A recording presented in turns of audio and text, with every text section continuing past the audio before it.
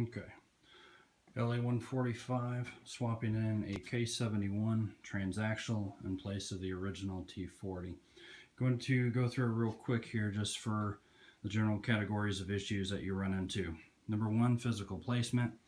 Holes for the axle that you bolt the T40 into line up. I just enlarged them a little bit because the holes in this transaxle called for larger hardware, so I figured might as well go for it. So just enlarge those with a drill and they fit right in one of the holes.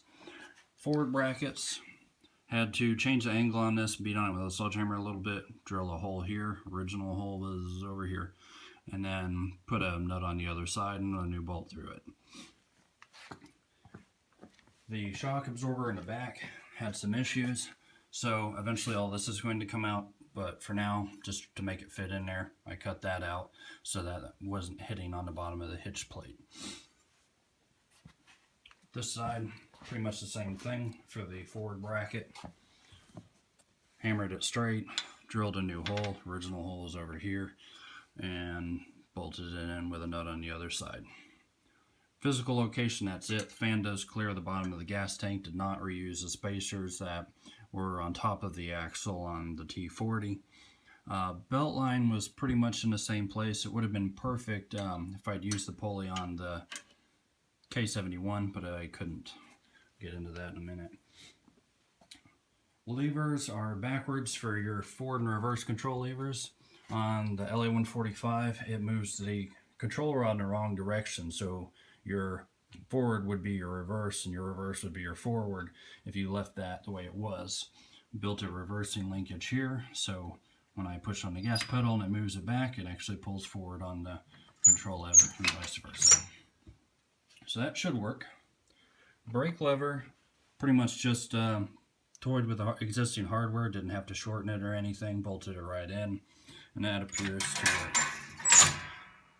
Spring sound is because I did have to add a spring. Usually there's a control rod that goes in through here and connects to your idler pulley assembly, so when you push on the brake, it disengages your idler pulley like that.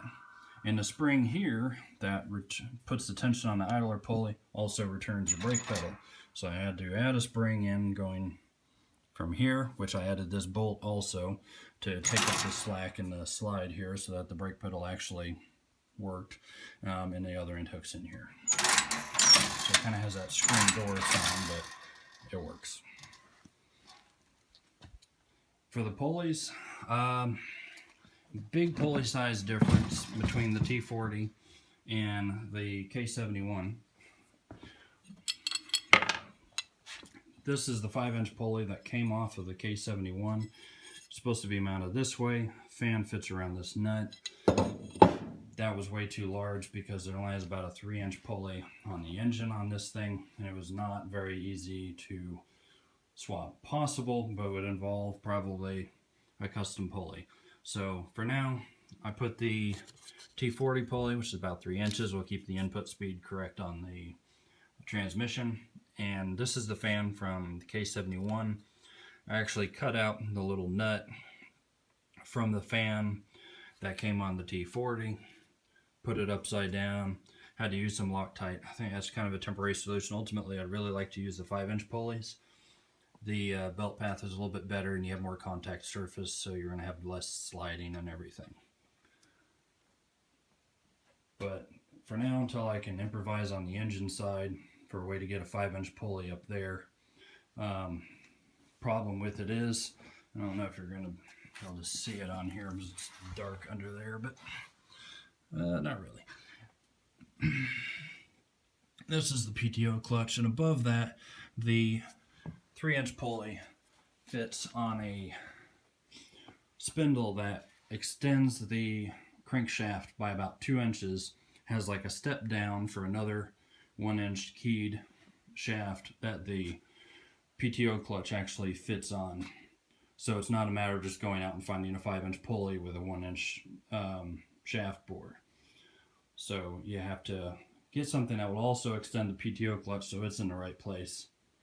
And that probably means getting a pulley with a hollow center and cutting that one off and welding it on. So I did not do that. But at this point, I'm pretty much ready to put it back together. there's a little bit of clearance issues with the gas tank, but with the